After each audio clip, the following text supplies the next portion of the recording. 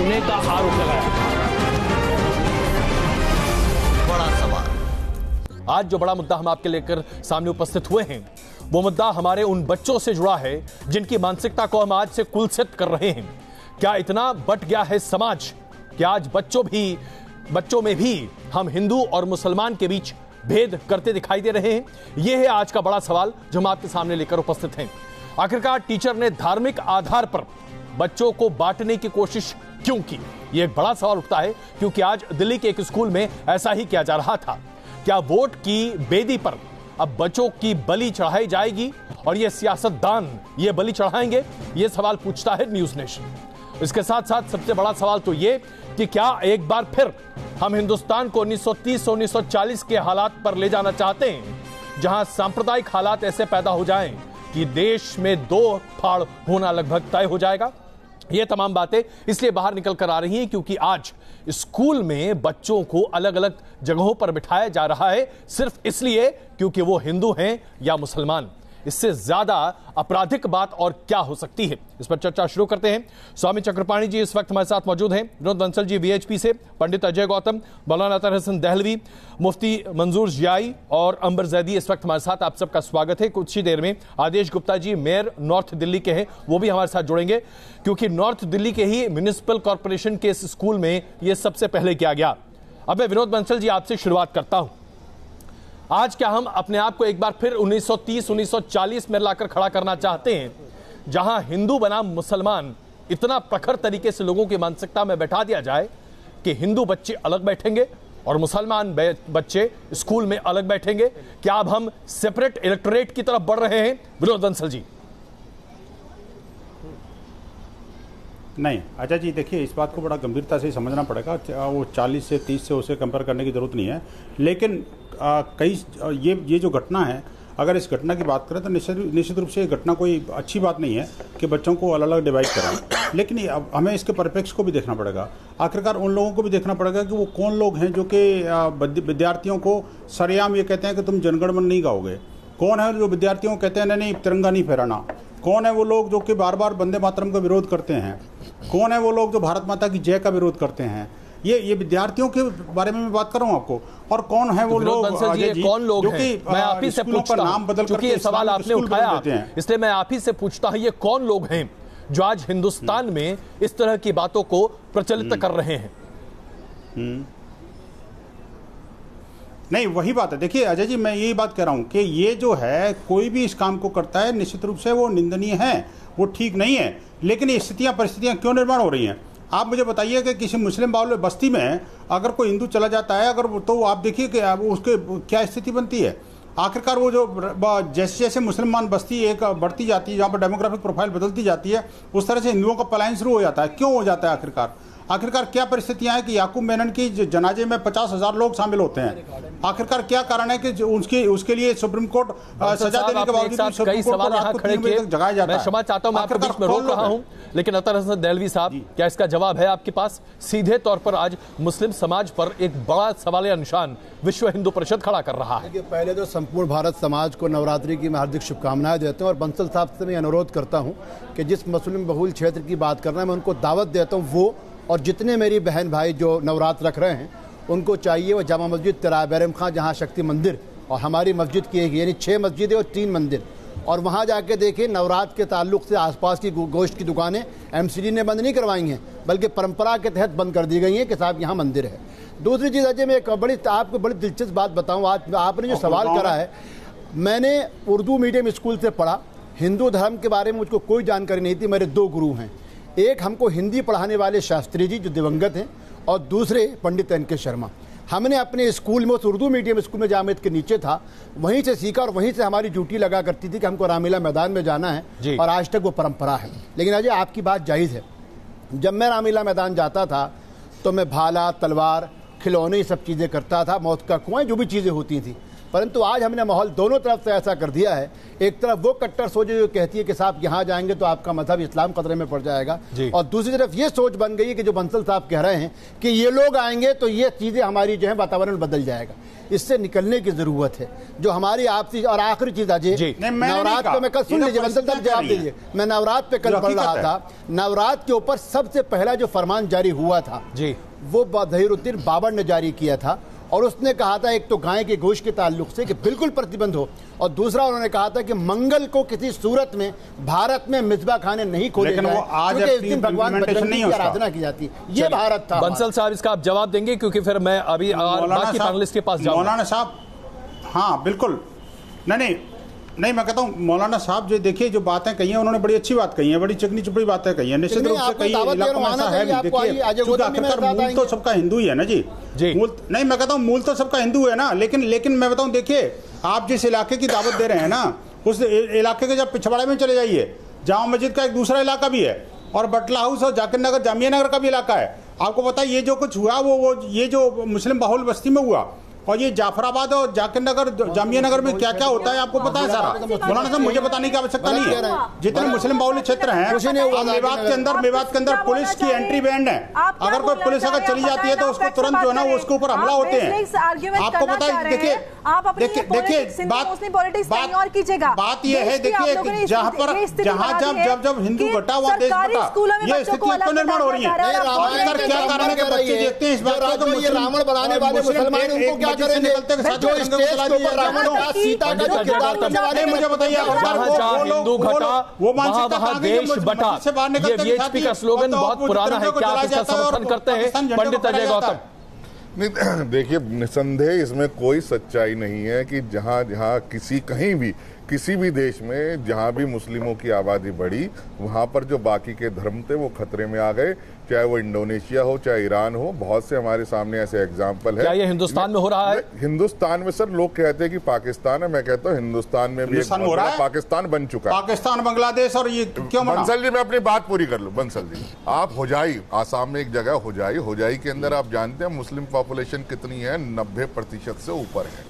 या एक जगह है मंगलदोय में 80% से ऊपर मुसलमान। तो क्या हो गया उससे? वहां पर संडे के दिन छुट्टी नहीं होती, वहां पर फ्राइडे के दिन छुट्टी होती है। ऐसा कैसे संभव है? कारण ऐसा कैसे संभव है? आप हिंदुस्तान के आइन को चुनौती दे रहे हैं। आइन मैं कह रहा हूं, आप एक बार अपने स्टिंगर को बोलिए, लोकल रिपोर्टर को भेजिए, उन दोनों जगह की जिसका मैंने जान सर मुझे बोलने दीजिए प्लीज। मैं बड़े ने सबको सुना, मैं सिर्फ ये बात कह रहा हूँ कि इसमें कोई सच्चाई नहीं। और अगर स्कूल के अंदर ऐसी घटना घटी कि जहाँ मुस्लिम बच्चों को अलग क्लास में बिठाया गया तो उसके पीछे कारण भी समझ लीजिए, कोई कारण भी हो सकता है। क्या कारण हो सकता है? आपको मैं छोटा सा एग्जांपल बताता हूं। क्या कारण हो सकता है? छोटा सा सर एग्जांपल बताता हूं। जब रमजान के दिन आते हैं तो तिहाड़ जेल, वो तो जेल है, तिहाड़ जेल में मुस्लिम्स की बैरक कैदियों की अलग हो जाती है, क्योंकि उनको अपने रिचुअल्स के हिसाब से उनको सुबह उठना है, बाकी की चीजें करनी है।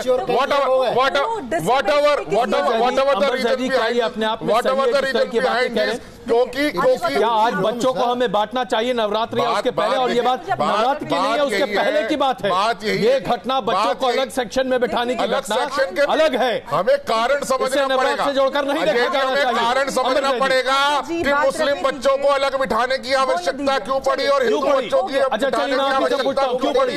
क्या मुस्लिम बच्चे पैदा होते ही आतंकी हो जाते हैं? देखिए मैंने कहा उसके पीछे कारण को समझना आवश्यक है। उसके पीछे अंबर जी देखिए, स्कूल मदरसा वहाँ जहाँ पे हमें इंसानियत का पाठ पढ़ाया जाता है और पढ़ लिख के बड़े होकर हमें इंसान बनाया जाता है।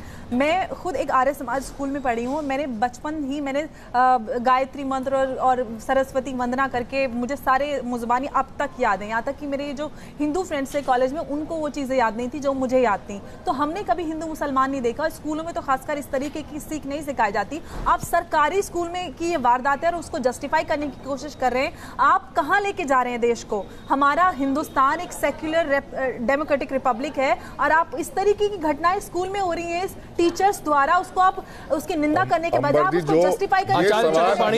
आचार्य चक्रपाणी, क्या इस तरीके से स्कूलों में बच्चों को धर्म के आधार पर अलग अलग बिठाया जाना सही है? आचार्य चक्रपाणी अम्बर जी ये सवाल आप उनसे पूछते बच्चे जो ये कहते हैं कि गणेश जी की आरती करने से ये इस्लाम खतरे में है, ये आप उस विधायक से पूछते जिसने गणपति बाप्पा मौर्य बोलने के बाद कहा कि मैंने तो कुफर कर दिया, मेरे से गलती हो गई, मैं इंसान हूं, ये हूं, मैंने कहा गणपति बाप्पा मौर्य बोलेगा तो मैं एक मिनट। आचार्य चक्रपाणी जी, क्या आप इस बात से सहमत हैं कि स्कूलों में बच्चों को धर्म के आधार पर अलग अलग सेक्शन में बिठाया जाए, हिंदू बच्चे एक जगह, मुसलमान बच्चे एक जगह, क्या यही है हमारा देश?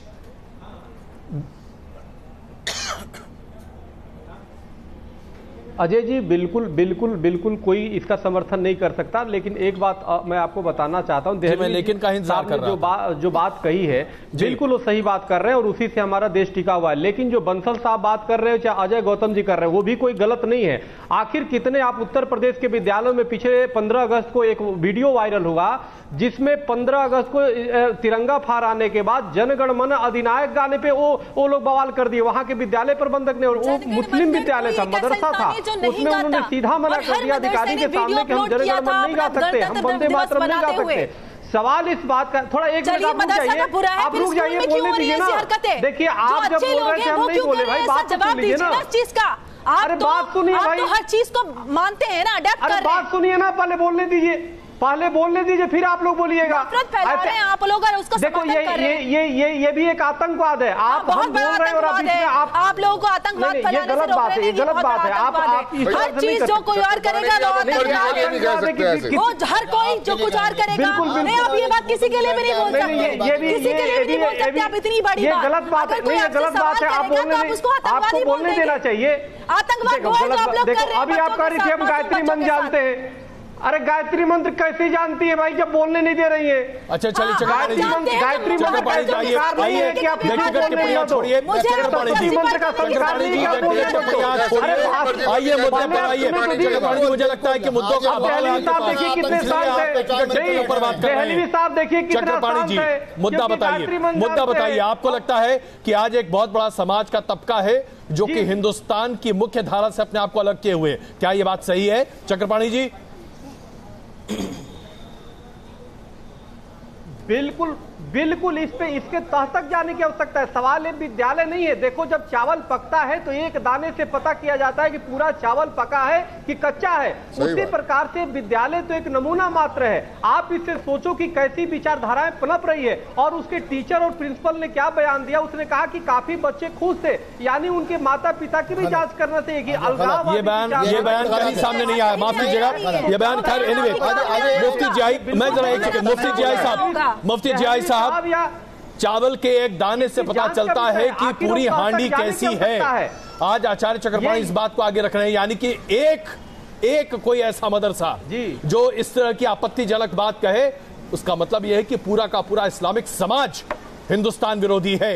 कम से कम आचार्य चक्रपाणी यही मानते हैं। सब भी अप्लाई होती है ना, स्कूल में ऐसी हरकतें हो रही है तो वो ये बात दूसरों के लिए अप्लाई होती है। देखें अजय कुमार भाई, अजय साहब, आप इस बात को समझें कि अगर यही पहलू हमारे ऊपर वो लादना चाहते हैं तो इस पहलू के ऊपर में वो भी बात साझा जाती है जो कल दिल्ली में सामने आई है।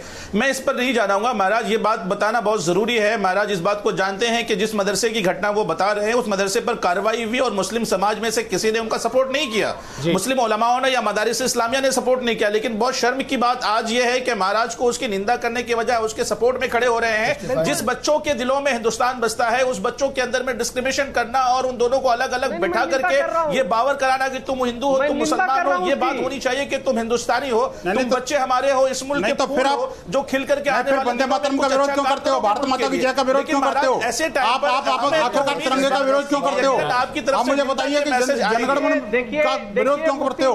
ये बात करने में वो होता है, हम तिरंगे का विरोध तो आरएसएस करती है ना साहब, हिंदू मुसलमान उस आरएसएस से पूछिए। जो साहब एक बात तो बता दो, दिल्ली की घटना याद है, जलंधर की घटना भूल गए हो? 5 AK-47 मिली है जलंधर में पढ़ने वाले बच्चों के कमरे में से, उसके बारे में क्या कहोगे? मैं आता हूँ जलंधर के मुद्दे पर, मैं आता हूँ अजय गौतम जी, हम आएंगे इस पे अजय गौतम जी, मुझे पता था कि आप मुद्दा उठा के आएंगे, लेकिन अजय गौतम जी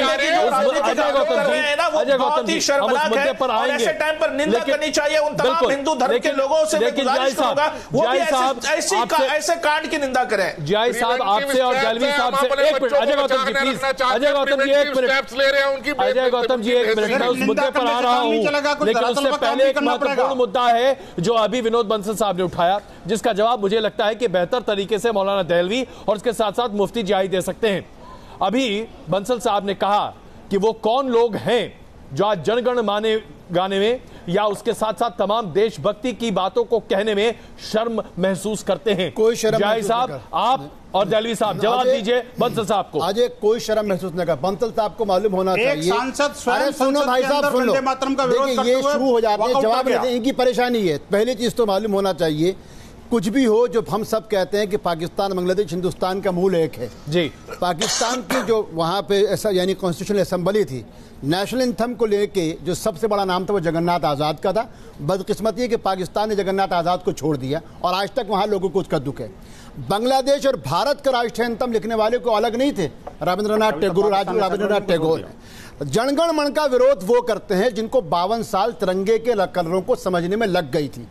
जो भी व्यक्ति भारत में जनगण मन का विरोध करता है वो राष्ट्रद्रोही है, राष्ट्र विरोधी है, उसके खिलाफ कड़ी कार्रवाई होनी चाहिए। मुस्लिम समाज ने कभी उसका समर्थन नहीं किया। नहीं तो मदरसे में हुआ, उस बच्चे को बाहर निकाल दिया मदरसे से, हमको बचाना चाहिए। आप नहीं बोले आज दिल्ली के अंदर मौलाना ये बताइए, चलाती है, जैन स्कूल अपने स्कूल चलाते हैं, आर्य समाज अपने स्कूल चलाते हैं, वर्धमान स्कूल चलते हैं, जैन स्कूल चलते हैं, मुसलमानों के आप देखिए न्यू होराइजन या आप किसी भी स्कूल में कोई देशद्रोही गतिविधि सुनाई दी आपको कभी? चलते हैं, कॉन्वेंट स्कूल चलते हैं, हर जगह हिंदू मुस्लिम तमाम तरह बच्चे चलते हैं। मुझे बताइए कि एक तरफ वीएचपी ये कहती है कि साहब जितने भी कॉन्वेंट स्कूल हैं, ये जितने भी चर्च हैं वो ईसाइयत फैलाते हैं, लेकिन आप और ये मालूम कर लीजिए कि कोलंबस के अलग अलग स्कूलों में किन के बच्चे सबसे ज्यादा पढ़ते हैं। हमारा सुन लीजिए, अगर कोई मदरसा गलती करता है मैं उसके साथ खड़ा हुआ नहीं होऊंगा। अगर कोई गुरुकुल गलती करता है मुझे उम्मीद की बात कर रहे हैं, उस कॉन्वेंट स्कूल में अभी जो है स्कूल के अंदर एक हिंदू बच्ची की मेहंदी को पत्थर से घिस-घिस के निकाला गया। हिंदू मुसलमान स्कूल है, अगर वो चर्च का प्रचार कर रहे हैं, ये इस्लामियत को फैला रहे हैं, ये जिहादी आतंकवाद को फैला रहे हैं। यही अंतर दोनों में। और आज तक कोई भी हिंदू संप्रदाय को मानने वाला कोई भी स्कूल, मैं चैलेंज के साथ कर रहा हूं, अगर किसी स्कूल में आपको देशद्रोही गतिविधि नजर आती है, उसके तिरंगे का विरोध नजर आता है, कहीं को वंदे मातरम का विरोध नजर आता है, कोई राष्ट्रगान का विरोध नजर आता है, राष्ट्रगान का विरोध नहीं करता है। किसी ने नहीं कहा किसी स्कूल में सिखों के किसी स्कूल में कोई मुस्लिम छात्र पढ़ता हूं, मुझे बता मेरे मदरसों में मैं पीटीए का मेंबर हूं, गलत बताया जो गुरुद्वारा प्रबंधक कमेटी कराती है वहां झूठ बोल रहा है। बताइए कौन से? अरे गुरुद्वारा आपको अरे दिल्ली के खालसा स्कूलों में जाइए। अरे मैंने कहा कॉलेज की बात नहीं, मैं स्कूल की बात कर रहा हूँ। अरे आप झूठ बोलना है। अरे छोड़िए, अजय गौतम जी भैया जानना चाहता हूं इसका मतलब क्या है? नंबर जानती है किसी स्कूल में कॉलेज के अंदर। अच्छा चलिए अजय गौतम जी, अजय गौतम जी, अजय गौतम जी और दलवी जी, अजय गौतम जी और दलवी जी, दिल्ली चलो मेरे साथ। बता एक अजय आपको मैं इनको चैलेंज करता हूं, कल आप अपनी टीम भेजिए। वर्धमान जैन स्कूल और इसी तरीके से गुरु गोविंद सिंह के दोनों स्कूल 40% हिंदू बच्चे पढ़ते हैं, मुस्लिम बच्चे पढ़ते हैं। बताओ जिस इलाके में हमें कहीं दूर जाने की जरूरत नहीं, अंबर जैदी यहीं पर है। अंबर जैदी आप किस स्कूल में पढ़ी? जरा नाम बताइए। जामे हमदर्द में कितने मुस्लिम और हिंदू बच्चे पढ़ते हैं सब जानते हैं। ओपनिंग रिमार्क में यही बोला कि मैं खुद आर्य समाज स्कूल से पढ़ी हूँ और मैंने हर रोज हर सुबह सरस्वती वंदना से शुरुआत की और गायत्री मंत्र से, और मुझे कभी सिखाया, मुझे कभी किसी ने कोई इस्लाम से खारिज नहीं किया आज तक। बड़ी आने की बात थोड़ी एक विधायक को चुन के गया है अपनी विधानसभा क्षेत्र के अंदर गणपति बाप्पा बोलने पर वो कहता है मेरे गुनाह अजीब हो गया। अजय गौतम जी, आप मुझे बता दीजिए, अजय गौतम जी विधायक कहता है मुझे गुनाह, विधायक जो कहता है वो छोड़िए। अजय गौतम जी, मैं आपको कभी से रोकूंगा, प्लीज आइए, इसे एक छोटी बहस नहीं, एक बहस बनाइए प्लीज, प्लीज एक मिनट। दलवी साहब, बंसल साहब प्लीज एक मिनट। बुनियादी बात यह है और जिस पर मैं फिर वापस आप सबका ध्यान आकर्षित करना चाहता हूं, और वो बुनियादी बात यह है कि क्या स्कूलों में आज धर्म के आधार पर बंटवारा होगा? इसी मुद्दे पर हम आज हैं। आप देख रहे हैं बड़ा सवाल। नमस्कार, एक बार फिर आपके साथ स्वागत है। हम जुड़ रहे हैं और बात इस मुद्दे पर कर रहे हैं कि क्या आज हम बच्चों को धर्म के आधार पर बांट रहे हैं? क्या आज हम इतने बढ़ चुके हैं कि समाज में बच्चों को भी हिंदू और मुसलमान के आधार पर बांट रहे हैं? क्योंकि दिल्ली के एक एमसीडी के स्कूल में मुस्लिम बच्चों को और हिंदू बच्चों को अलग अलग सेक्शंस में बिठाया गया। जब खबर सामने आई तो उसके बाद इस पर रोक लगाने की कोशिश की जा रही है, लेकिन क्या यह मानसिकता आज हमारे देश की मानसिकता बन चुकी है? इसी पर बात कर रहे हैं। हमारे साथ स्वामी चक्रपाणी जी हैं, विनोद बंसल जी हैं, पंडित अजय गौतम जी हैं, मौलाना अतर हसन दहलवी साहब हैं, मुफ्ती जियाई साहब हैं और अंबर जैदी जी हमारे साथ मौजूद हैं। आप सबका एक बार स्वागत। विनोद बंसल जी, मैं फिर आप से शुरुआत कर रहा हूं। इस चर्चा की शुरुआत भी मैंने आपसे की थी, एक बार फिर आपसे शुरुआत करता हूं। वो तमाम लोग जिनका हवाला आज आप दे रहे हैं, जो हिंदुस्तान को बांटने की कोशिश कर रहे हैं, आपके हिसाब से वो मुसलमान हैं। मैं सिर्फ इतना जानना चाहता हूं, इस निष्कर्ष पर आप कैसे पहुंच रहे हैं? और अगर ये लोग सिर्फ मुसलमान हैं जो हिंदुस्तान को बांट रहे हैं, तो क्या आज सबों का ये एक तरह से एकाधिकार नहीं बनता कि हम सब उन तमाम लोगों को चिन्हित करें, उनका बायकॉट करें? बंसल साहब। अजय जी, मुझे कहने की आवश्यकता नहीं है, आप भी अच्छी तरह समझ रहे हैं। एक बात मैं बता दूं आपको, देखिए, आउटराइटली ये घटना निंदनीय लगती है जो आपने कहा। निश्चित रूप से डिवीजन बच्चों का नहीं होना चाहिए, लेकिन क्या हमने इस बारे में कोई स्कूल के प्रिंसिपल जिसने ये डिसीजन लिया उससे पूछा? क्या हमने ये योजना बनाने के बाद में उनके पेरेंट्स से पूछा कि उसके क्या परिणाम आए? क्या हमने ये देखा कि आखिरकार वो स्पष्ट कर दूं, हमारे रिपोर्टर ने उस स्कूल के प्रिंसिपल से पूछा, मैं बात पूरी कर लूं, मैं आपकी बात नहीं कर रहा। ऐसा अच्छा लगा इसलिए मैंने किया, इसका कोई तर्क नहीं था उस स्कूल के प्रिंसिपल के पास। अब बंसल जी अपनी बात बताइए। अच्छा, ठीक है। पेरेंट्स ने पूछा क्या? पेरेंट्स से पूछा क्या? जी पूछा। मैं कहता हूं पेरेंट्स से पूछा चाहिए हमें। किसी भी अभिभावक ने, इसका परिणाम क्या हुआ? अभिभावक ने अपने बच्चे को, हिंदू ने ना तो मुसलमान के साथ बैठने से मना किया, ना मुसलमान ने हिंदू के साथ बैठने से मना किया। बंसल साहब। नहीं, ठीक बात है, बिल्कुल ठीक बात है, आपकी बात बिल्कुल ठीक है, मैं दुरुस्त मान रहा हूं इस बात को। अच्छा जी, ये नहीं कह रहा, हम भी तो आज भी तो बैठे हैं आपके पैनल पे, हिंदू मुसलमान दोनों बैठे हुए हैं। लेकिन बड़ी बात यह है, देखिए, कि ये कौन लोग हैं जो विद्यालय के अंदर प्रार्थना का विरोध करते हैं? कौन लोग हैं जो विद्यालय के अंदर सरस्वती पूजा का और नैतिक शिक्षा का विरोध करते हैं? आखिरकार मैं पूछना चाहता हूं, आखिरकार कौन लोग हैं जो स्कूल के अंदर वंदे मातरम का विरोध करते हैं? अजय जी, दिल जब द्रवित होता है, जब लोग कहते हैं कि नहीं मैं तो वंदे मातरम, अगर जनगण मन गा दिया तो उसको स्कूल से रेस्ट्रिक्ट कर दिया जाता है। अगर किसी बच्ची ने मेहंदी लगा करके स्कूल कॉन्वेंट स्कूल में पहुंच गई तो उसकी मेहंदी को पत्थर लगा करके रगड़ दिया जाता है। मैं अंबर जैदी बहन को दाद देता हूं, कम से कम उनको साधुवाद देता हूं। उन्होंने एक आर्य समाज मंदिर में, आर्य समाज स्कूल में शिक्षा ग्रहण की है और ये सब उन्होंने पढ़ा है। मैं जानता हूं उनको, इसीलिए उनके संस्कार बाकी से मुसलमानों से थोड़ा भिन्न है। मैं ये कह रहा हूं, देखिए, ये बात अच्छी है, उसको अच्छा, बुरे को बुरा कहने का साहस होना चाहिए आदमी को, लेकिन आखिरकार ये भी समझना पड़ेगा कि ग्लोबल लेवल पर मुसलमानों का पर्सपेक्टिव ऐसा क्यों बन रहा है? मैं पढ़ी हूं इसलिए मेरे संस्कार भिन्न हैं बाकियों से, तो आप उस चीज को क्यों मिटाना चाहते हैं, क्यों गलत करना चाहते हैं कि आपकी जो संस्कृति है वो दूसरों से गलत है, तो क्यों आप गलत बन रहे हैं? गलत दोनों हो जाएंगे तो फिर तो सब कुछ खत्म हो जाएगा ना। आप तो अच्छे हैं ना, तो उस अच्छाई को मेंटेन कीजिए। अगर आप अच्छे हैं तो मेंटेन कीजिए उस अच्छाई को। अगर आप भी वैसे बन जाएंगे तो फिर वो खत्म हो जाएगा सब कुछ। अंबर जी, आपको ये समझना पड़ेगा, आखिरकार ये ग्लोबल पर्सपेक्टिव मुसलमानों के बारे में कौन बना रहा है? ये जो जिहादी लोग हैं, ये जिहादी प्रवृत्ति, आइए एक बार फिर हम सारे मुद्दे की बहस जिहाद पर लेकर आते हैं। बिल्कुल, सरकारी स्कूलों का, उत्तर प्रदेश के सरकारी स्कूलों का नाम इस्लामिक स्कूल रख दिया जाता है। सरकारी स्कूल है, उनका नाम इस्लामिक स्कूल रख दिया, बताओ, और किसी को कानो कान खबर नहीं। जलवी साहब, ये जो स्थितियां हैं वो कौन निर्माण कर रहा है? अजय, ये इस डिबेट में आपको याद होगा तकरीबन 3 साल पहले करीब, और मुझको उम्मीद है कि उस वक्त ये अजय गौतम भी थे और बंसल।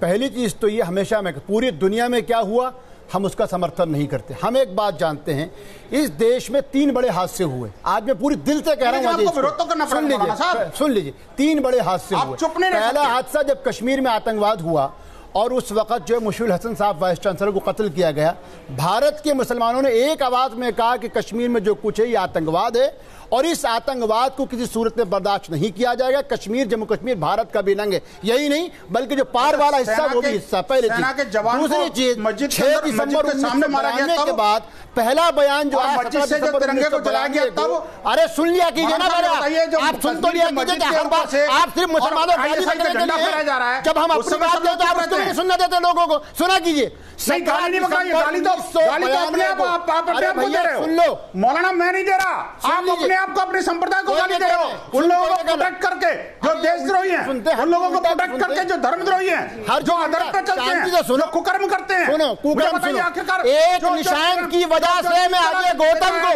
एक निशान की वजह से विनोद बंसल को, एक निशान की वजह से मैं हिंदू समाज को नहीं कह सकता। भारत की टेक्नोलॉजी पाकिस्तान को बेच रहे थे, निशान आतंकवादी था, ऐसे एक मुसलमान भी हो सकता है, इसको सुना करो।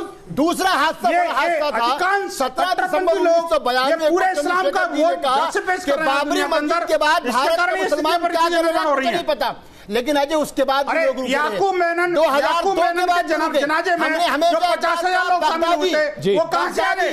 मजूर असद या जैशे मोहम्मद बताइए को मुसलमान नहीं थे वो, जितने आतंकवादी हम वो लोग हैं। क्या अजय गौतम या आप हो जिन्होंने कसाब को लाश को दफनाने से मना कर दिया था?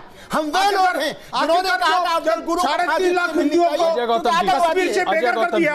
वो कौन लोग हैं? वो जिहादी मुसलमान हैं। अजय गौतम जी, भारत के अभी दहलवी साहब ने अलग कर दिया। बंसल साहब एक मिनट, बंसल साहब प्लीज, बंसल साहब एक मिनट, बंसल साहब एक मिनट। अभी दहलवी साहब ने बहुत महत्वपूर्ण मुद्दा उठाया, एक निशांत की वजह से क्या यह माना जाए कि हर हिंदू गद्दार है? मैं नहीं मानता अजय, मैंने बहुत मुद्दा उठाया, आपने बहुत अच्छा एग्जाम्पल दिया, और ये एग्जाम्पल आज हर किसी के लिए उतना ही लागू होता है जितना एक मुसलमान के लिए। अजय गौतम जी जवाब दीजिए। मैं बताता हूं, एक मिनट में आ रहा हूं, लेकिन अभी अजय गौतम जी को इसका जवाब देना है। विषय से मैं भटकूंगा नहीं, मैं मेन विषय से भटकूंगा नहीं। बिल्कुल। अभी जो जलंधर की घटना है, अब कोई भी जो पेरेंट्स होंगे उनके मन के अंदर क्या संदेश आएगा कि हमारे बच्चे जिस हॉस्टल में पढ़ रहे थे उसके अंदर तो AK-47 लेके स्टूडेंट आते थे। मेरे को बता दीजिए आप, उनके माँ बाप उनके लिए प्रिवेंटिव स्टेप्स लेंगे नहीं लेंगे? मैं ठीक है, मैं सहमत करता हूँ, पार्टली एडमिट करता हूँ जो भी देलवी साहब ने कहा, पार्टली एडमिट करता हूँ। नहीं, क्या एडमिट करते हैं ये बताइए अजय गौतम जी, क्या एडमिट करते हैं ये बताइए। पार्टली एडमिट ये करता हूँ कि एक निशांत की वजह से पूरे हिंदू समाज को नहीं कहा जा सकता। लेकिन देखिए सब बात क्या होती है, जब नारे लगते हैं कि हिंदुस्तान में रहना हो तो अल्लाह अकबर कहना पड़ेगा, मेरा ख्वाजा, हिंदुस्तान का राजा मेरा ख्वाजा, जब इस देश किस तरीके के नारे लगते हो, हिंदुस्तान की टीम अगर हार जाए, अमर जी अगर पाकिस्तान की टीम के जीतने में पटाखे बजते हो, पाकिस्तान की टीम के एक हिंदू नहीं खड़ा हुआ, क्या बात कर रहे हो? मुफ्ती जी दरवाजे खुलवाए किलिंग कहा जाता हो। मुफ्ती जी अजय गौतम जी इसका जवाब मुफ्ती जी साहब दे रहे हैं। अजय गौतम जी, अजय गौतम जी इसका जवाब मुफ्ती जी दे रहे हैं। मुफ्ती जी प्लीज बताइए, कौन कहता है हिंदुस्तान में रहना है तो अल्लाह अकबर बोलना पड़ेगा? जी साहब देखिए, अजय कुमार साहब, हाँ अजय कुमार साहब हमारे तमाम मस्जिद के इमाम बोलते हैं, इमाम। मैं इतना कहना चाहूंगा, वो लोग जो संविधान का दावा करते थे कि संविधान की हिफाजत रक्षा हम करेंगे, संविधान की रक्षा हम करेंगे, वो आज देखिए संविधान तोड़ा जा रहा है उस स्कूल में जहां पर बच्चों को अलग अलग बैठाया जा रहा है। तो हमें तो ये सोचने पर मजबूर होना पड़ेगा, और ये बड़ा सवाल भी सामने आ जाएगा कि ये सवाल क्या है। वो स्कूलों में खाली मुस्लिम बच्चे पढ़ते हैं,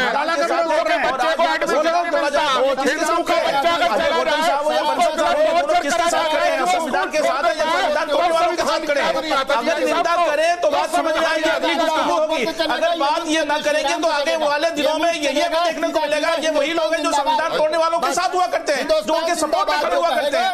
संविधान के रक्षा का वादा करने वाले लोग आज ऐसे लोगों के साथ खड़े हैं। हिंदुस्तान में जब भी बात अल्लाह अकबर की आती है, किसी मुसलमान ने ये नहीं कहा कि अल्लाह अकबर कहना होगा, लेकिन आपने तो बार बार कहा कि वंदे मातरम कहना होगा। मुसलमान देखिए, आप जनगणना की हम हिमायत करते हैं, बिल्कुल अपने मादरे वतन से मोहब्बत करते, हमें ये बताने की जरूरत नहीं किसी को। लेकिन इस तरीके संविधान तोड़ा जा रहा है, आप उसके साथ खड़े, तो आप बता दीजिए ना आप किसके साथ खड़े हैं, संविधान के साथ या संविधान तोड़ने वालों के साथ? अरे अजय गौतम ने कहा हम अपने बच्चों को मुसलमानों के साथ नहीं पढ़ाएंगे, यही बात अगर मैं कहता आप उसको मुकदमा करवा देते हैं। ये कह रहे हैं कि अपने बच्चों को मुसलमान बच्चों के साथ नहीं पढ़ाएंगे। संवैधानिक बात कह रहा है, संवैधानिक बात। मैं अपने बच्चों की सुरक्षा के लिए प्रिवेंटिव स्टेप लेना मेरी ड्यूटी है। अच्छा चलिए, आप व्यक्तिगत तौर पर क्या करते हैं पंडित अजय गौतम, ये आपका खुद का अपना निजी फैसला है, इस पर किसी को कोई आपत्ति नहीं हो सकती। लेकिन आचार्य चक्रपाणी, मैं एक छोटा सा सवाल आपके सामने रखना चाहता हूं।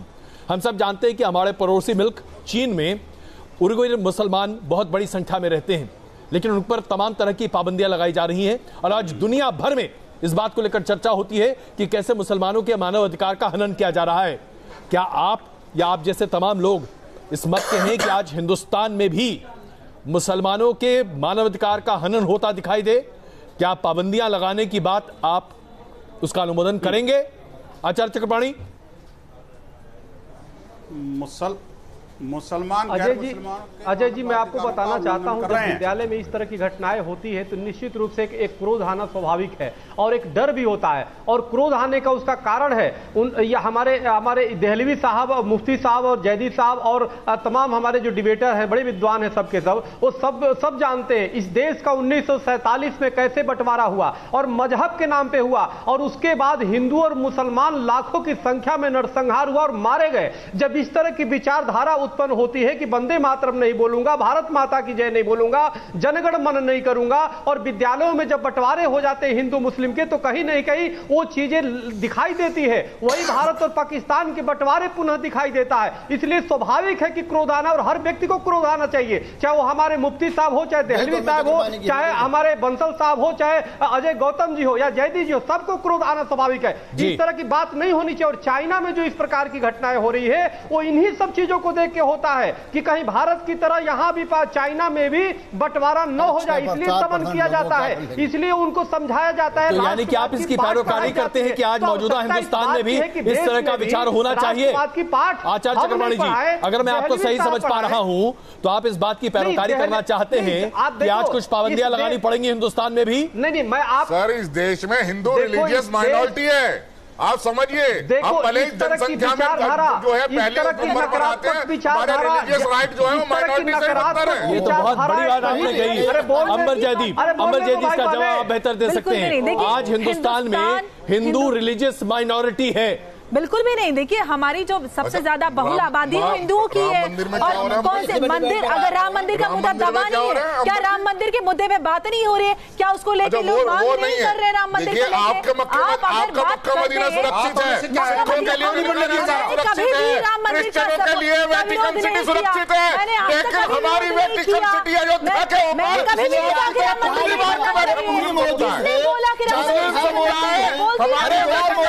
कुंडली मार के बैठा है, तो बता दीजिए अब रिलीजियस माइनॉरिटी है या नहीं है? मैंने तो नहीं बोला कि राम मंदिर नहीं बनना चाहिए। मैं तो अगर ये राम मंदिर की बात करना चाहते हैं, मैं इनसे एक बात पूछ, ये आगे कह रहे हैं सब लोग कहते हैं राम मंदिर बनना चाहिए, लेकिन बनने कोई नहीं देना चाहता। मेरा सीधा जवाब देना चाहता हूँ अजय गौतम नहीं है ना, तो आप करके दिखाइए। जिहादी साहब बैठे हर बार लोगों को राम मंदिर का लॉलीपॉप देंगे, इलेक्शन में जीत जाते हैं, आप बना के दिखाइए। खाना चाहती है अखाड़ा जरा अभी राम मंदिर का मुद्दा उठ गया है, तो चलिए, केंद्र के मंत्री हैं गिरिराज सिंह जी, उनका यह हालिया बयान है जो कि उन्होंने बीती रात दिया है। उनका यह कहना है कि राम मंदिर का निर्माण अतिशीघ्र शुरू होना चाहिए, और अगर ऐसा नहीं होता है तो मुस्लिम समाज इसका अंजाम भुगतने के लिए तैयार हो जाए। अब इस पर जरा प्रतिक्रिया दीजिए। देखिए अजय, मैं दो बातें कहूंगा। मैं चाहता हूं सारे पंडित बहुत संजीदगी से मेरी बात 30 सेकंड सुन लें और नॉन स्टॉप, मतलब कोई बोले नहीं जी। पहली चीज तो जो अजय ने कहा, मैं अजय गौतम जी ने, पहली चीज तो है कि भारतीयता एक वो है जिसकी मैं परिभाषा नहीं करना चाहता, वो इतनी ज्यादा मजबूत है कि मुसलमानों के यहाँ शादी हो, सिखों के यहाँ शादी हो, शादी कराची में हो या ढाका में हो, आज भी सहरा बंदी हिना जो भी कुछ है वो रस्म रिवाज वही है जो सदियों से भारत में चले आ रहे हैं। किसी अरब की या किसी और की परंपरा, निकाह या बहरों के अलावा कुछ नहीं, मजबूत है। दूसरी चीज, जहां तक राम मंदिर की बात है, इस तरह करते हैं, नॉन स्टॉप बोलते हैं, किसको बोलना नहीं देते। हमारा कहना है सर्वोच्च न्यायालय का फैसला है, या सरकार अपने आप को निर्णय ले ले। और मैंने उस दिन आपसे कहा था बंसल साहब पे मुझे तरस आता है, वीएचपी पे तरस यूं आता है कि भैया अगर आप में क्षमता थी सरकार में, आप कहें सरकार जाके ऑर्डिनेंस ले आए। और एक अंतिम और आखिरी बात है, मैं एक जिम्मेदार चैनल पे आपसे हाथ जोड़ के कहता हूँ, डंडे के यार सुनो, अपने गुरुओं को नहीं बताएंगे सुप्रीम कोर्ट से विड्रॉ करना है। मैं हाथ, अरे सुन्नी सेंट्रल वक्फ बोर्ड क्या कर रहा है वहां पर? सुना करिए, all India Muslim personal board क्या कर रहे हैं मौलाना? अजय एक जिम्मेदार उनको बोलिए ना, अरे उन गुर्गों को उठाइए। लेके वो कांग्रेस प्रायोजित वकीलों की फौज सुप्रीम कोर्ट में क्या कर रही है? भारत सरकार वो बाबर के साथ लड़ रही है। चुप हो जाओ, संपूर्ण मुस्लिम समुदाय को बाबरी बनाना चाहते हैं। नरेंद्र मोदी नहीं सुन रहा, सुनो, मैं भारत सरकार से अनुरोध, अरे मुझे बताइए आखिरकार आप संपूर्ण मुस्लिम समुदाय को बाबर से क्यों जोड़ना चाहते हैं मौलाना? मौलाना ये बताइए आप डंडे की यार क्यों बनना चाहते हैं? मौलाना ये बताइए आखिरकार राम मंदिर का विरोध करने वाले अपने जो गुरुओं सुप्रीम कोर्ट से हटाइए ना। आखिरकार वो सुन्नी सेंट्रल वक्फ बोर्ड और all India Muslim personal board क्या कर रहा है? सरकार को मार कर रहे हो, दलित सरकार को कानून बनाएगी, लेकिन जिस दिन कानून बन जाएगा उस दिन आप रोने लग जाओगे और तुरंत समाप्त कराओगे, कानून खतरे में पड़ जाएगा। समाज में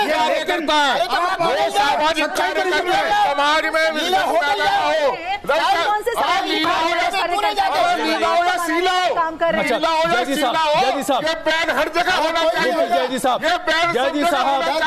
एक मिनट तुम्हारे गुंडे कमजोरों को मार रहे हैं, सामाजिक काम कर रहे हैं, जय साहब समाज को सुधारने का काम कर रहे हैं और समझाने। आइए अजय गौतम जी प्लीज एक मिनट जय साहब आप कुछ कह रहे थे। जय साहब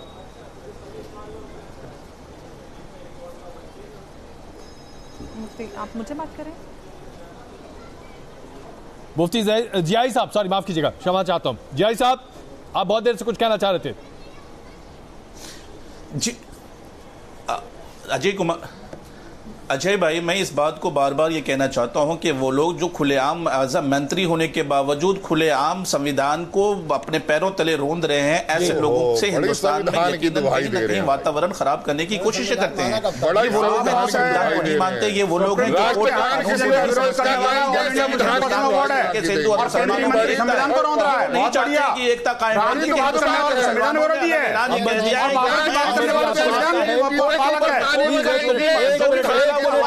क्षमा चाहता हूं खुलेआम मुसलमानों को धमकी। मेरे पास बस 2 मिनट बचा है, मेरे पास सिर्फ 2 मिनट बचा है बहस के लिए। जिस मुल्क में हम जीते मरते हैं उसमें हमें जीने के लिए भी संघर्ष करना पड़ेगा और ऐसा संघर्ष जो कि इस तरीके के नेता और मिनिस्टर मुसलमानों को खुलेआम धमकियां देंगे। अगर मैं जैदी साहब के सही तरह प्लीज एक मिनट मैं आग्रह कर रहा हूं, प्लीज एक मिनट अजय गौतम जी, एक मिनट अजय गौतम जी, एक मिनट अजय गौतम जी, एक मिनट अंबर जैदी जी।